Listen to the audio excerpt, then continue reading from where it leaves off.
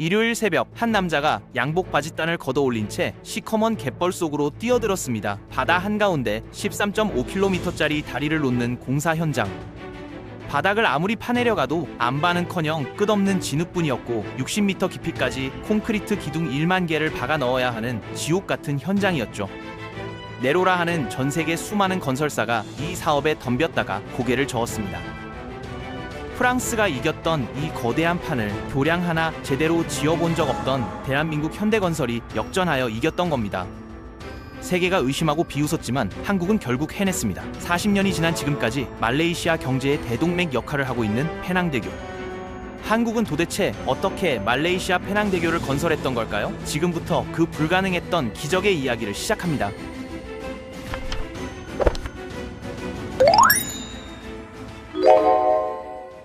동남아시아 지도를 보면 말레이 반도 서북쪽에 조그만 섬 하나가 떠 있는데 이곳이 바로 페낭이에요.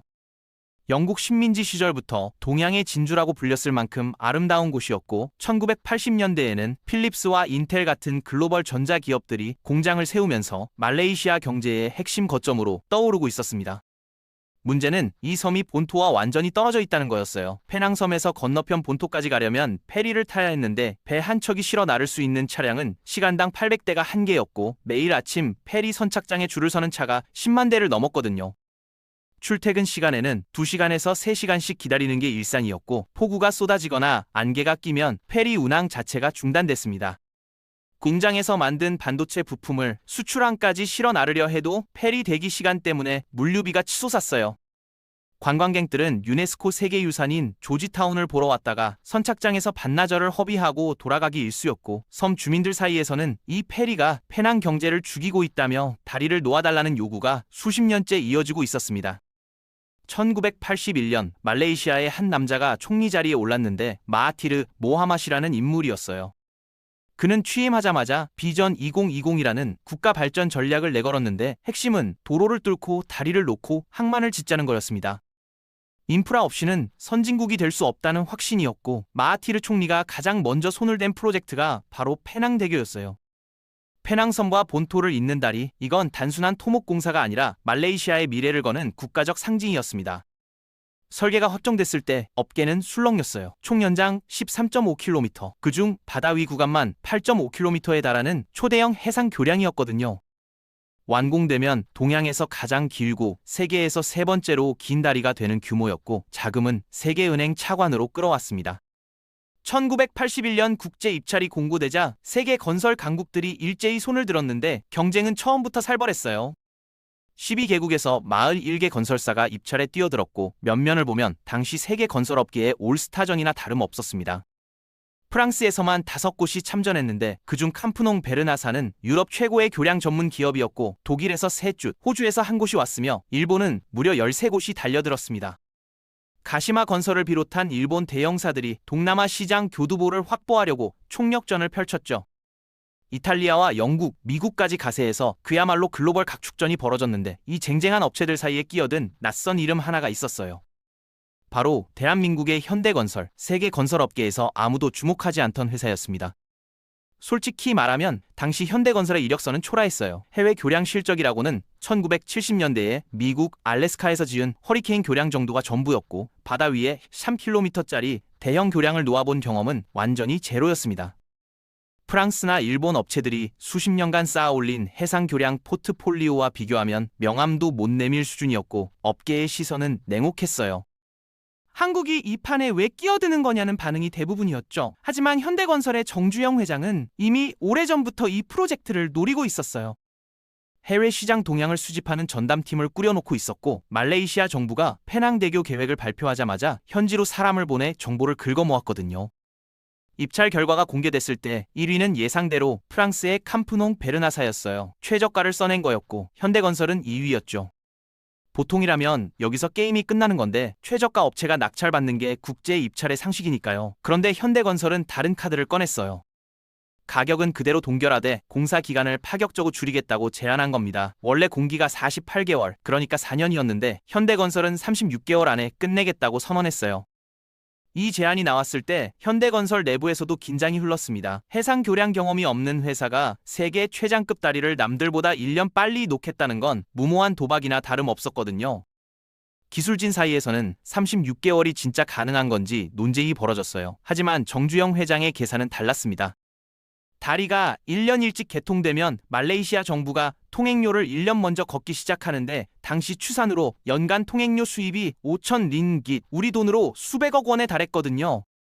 마하티르 총리 입장에서는 거부할 수 없는 제안이었어요. 국민에게 1년 빨리 다리를 선물할 수 있고 국고에도 수백억이 먼저 들어오니까요. 결국 현대건설이 프랑스를 역전하고 최종 낙찰자로 선정됐습니다. 계약 금액은 2억 3,500만 달러. 당시 환율로 약 2천억 원이 넘는 초대형 프로젝트였고 세계 건설업계에 교량 경험도 없는 한국 업체가 세계 최장급 해상 교량을 따냈다는 충격이 퍼졌어요.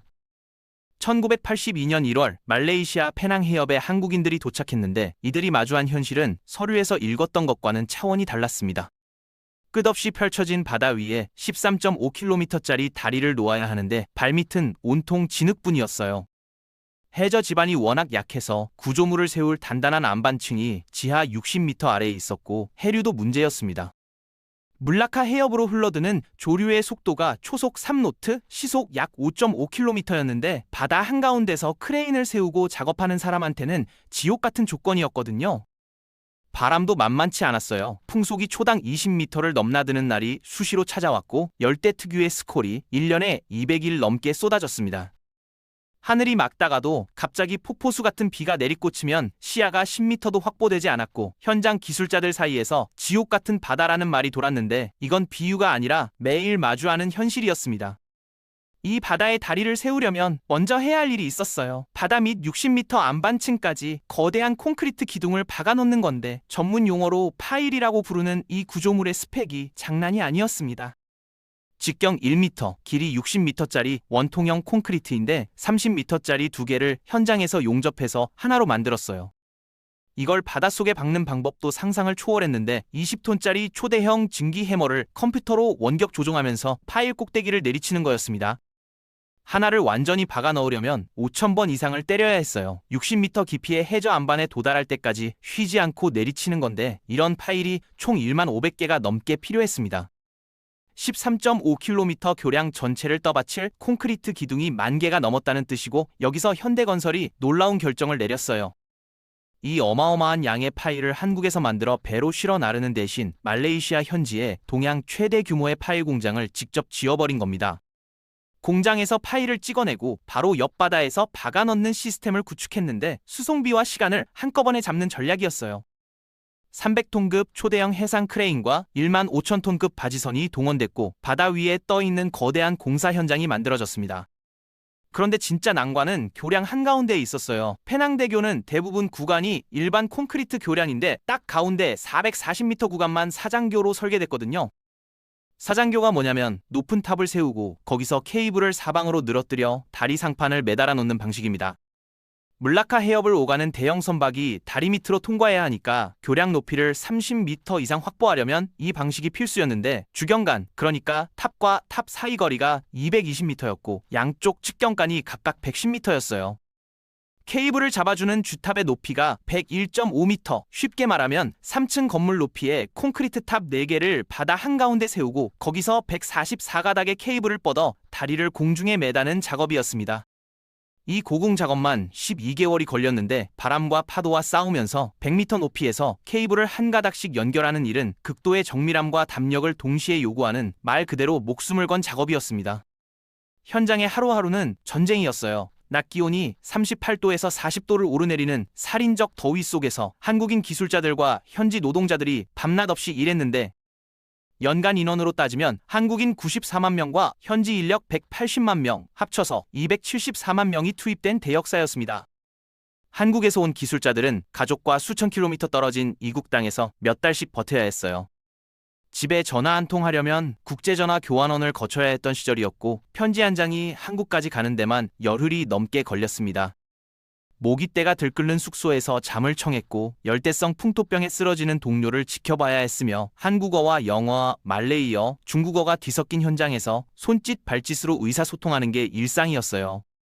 그런데 이 전쟁터에서 말레이시아 국민들을 감동시킨 장면이 하나 있었습니다. 일요일 아침 쉬는 날인데도 현장 소장이 바짓단을 걷어 올리고 갯벌에 직접 들어가 작업을 지휘하고 있었던 거예요. 말레이시아 기자들이 이 모습을 사진에 담았고 현지 신문에 대서특필됐는데 24시간 일하는 한국인들이라는 제목이 붙었습니다. 현장 소장이 양복 대신 작업복을 입고 사무실 대신 진흙탕에서 뛰는 모습은 말레이시아 사람들이 본 적 없는 풍경이었고, 이 사진 한 장이 전역에 퍼지면서 한국인에 대한 인식이 바뀌기 시작했습니다. 저 사람들은 진짜 다르다는 거였죠. 현대건설은 단순히 다리만 지은 게 아니었어요. 말레이시아 정부의 방침에 따라 현지 하청업자와 기술자들에게 기술을 전수하는 교육 프로그램을 함께 운영했는데, 용접 기술과 파일 항타 공법, 콘크리트 품질 관리까지 한국 기술자들이 가진 노하우를 하나하나 가르쳤습니다. 현지에서 동원된 180명의 노동자들이 이 과정을 거쳤고, 특히 동양 최대 규모로 건설한 파일 공장은 공사가 끝난 뒤에도 말레이시아 건설업계의 자산으로 남았어요. 단순한 하도급 관계가 아니라 진짜 기술 협력이었고, 한국과 말레이시아 두 나라 사이에 신뢰를 쌓는 토대가 됐습니다. 공사 기간은 원래 계획대로 36개월을 지켜냈어요. 현대건설이 입찰 때 약속한 공기 단축을 실제로 해낸 건데, 다만 비용은 당초 예상을 넘었습니다. 원래 계약 금액이 2억 3,500만 달러였는데 최종 공사비는 3억 2,800만 달러까지 올라갔어요. 인플레이션과 설계 변경, 예상치 못한 해저 지반 문제 등이 겹쳤거든요. 하지만 마하티르 총리와 말레이시아 정부는 개의치 않았어요. 약속한 기한 안에 세계가 놀랄만한 다리를 완성해냈으니까요. 1985년 8월 3년 7개월간의 대역사 끝에 페낭대교가 준공됐고, 그해 9월 14일 드디어 역사적인 개통식이 열렸습니다. 아침부터 페낭 해협 양쪽 해안에 사람들이 몰려들었는데, 수십 년간 다리를 염원했던 주민들과 정부 관계자들, 그리고 3년 넘게 땀 흘린 한국인 기술자들과 현지 노동자들이었어요. 마하티르 총리가 직접 차에 올라탔습니다. 시동을 걸고 새로 깔린 아스팔트 위를 천천히 달리기 시작했어요. 페낭섬에서 본토까지 페리로 2시간에서 3시간씩 줄을 서던 그 거리를 자동차가 단숨에 가르는 순간이었습니다. 총리의 차가 다리 위를 달리자 양쪽 해안에서 환호성이 터졌어요. 눈물을 흘리는 노인들이 있었고, 아이들은 다리 위를 신기하다는 듯 뛰어다녔으며, 한국인 기술자의 손을 꼭 잡고 고맙다며 울먹이는 현지 주민도 있었습니다. 동양에서 가장 길고 세계에서 세 번째로 긴 교량이 탄생한 순간이었는데, 이듬해인 1986년에는 미국 엔지니어링 학회에서 우수 공사상까지 받으며 한국의 기술력이 세계적으로 인정받는 역사적인 성과로 이어졌습니다. 페낭대교가 열리자 섬의 풍경이 완전히 바뀌었어요. 페리 이용객은 10분의 1로 줄었고, 페낭섬으로 쏟아져 들어오는 사람과 물자의 양은 폭발적으로 늘었는데, 유네스코 세계유산 조지타운을 찾는 관광객이 2배로 뛰었고, 전자산업단지에는 새로운 공장들이 들어서기 시작했습니다. 페낭의 경제 성장률이 10%를 넘어서면서 다리 하나가 도시의 운명을 바꿔버렸고, 페리 선착장에서 2시간에서 3시간씩 줄을 서던 일상은 옛 이야기가 됐어요. 물류비가 급락하면서 페낭은 명실상부 말레이시아 제조업의 심장으로 자리 잡았습니다. 손익계산서만 놓고 보면 현대건설이 큰돈을 번 프로젝트는 아니었어요. 공사비가 예상보다 크게 올랐으니까요. 하지만 진짜 수확은 숫자 바깥에 있었는데, 페낭대교에서 쌓은 해상 교량 기술과 대형 파일 시공 경험이 다음 판을 여는 열쇠가 됐습니다. 페낭을 끝내자마자 현대건설은 곧바로 중동의 문을 두드렸어요. 사우디아라비아 주베일 산업항 프로젝트였는데, 페낭에서 익힌 해상 파일 기술과 대형 인프라 관리 능력이 그대로 빛을 발한 현장이었습니다. 주베일이 성공하자 중동 전역에서 러브콜이 쏟아졌고, 현대건설의 이름은 사막 위에까지 새겨졌습니다. 여기서 멈추지 않았어요. 2010년에는 싱가포르에서 세계가 불가능하다고 했던 마리나베이 샌즈를 완공했고, 2022년에는 티르키의 차나칼레 해협 위에 세계 최장 현수교를 놓았습니다. 페낭에서 시작된 한 걸음이 주베일로, 마리나베이 샌즈로, 차나칼레로 이어진 거예요. 1980년에 시작된 13.5km의 바닷길이 40년 뒤 대한민국 해외 건설 누적 수주 1조 달러, 62개국 880건 이상의 프로젝트로 돌아왔습니다. 태국 고속도로에서 첫 발을 뗐던 현대건설이 페낭 해협에서 날개를 달았고, 그 날개로 세계 건설 시장의 정상까지 올라간 거예요. 한 다리가 한 나라의 건설 역사를 통째로 바꿔버린 겁니다. 돌이켜보면 1981년은 두 나라 모두에게 운명의 해였습니다. 말레이시아는 페낭 대교를 얻었고, 한국은 세계 무대에 뛰어들 용기를 냈어요. 프랑스도 일본도 독일도 자신있게 손을 들었던 판에서 교량 경험이 거의 없던 한국이 공사기간 단축이라는 단 하나의 카드로 판을 뒤집었습니다.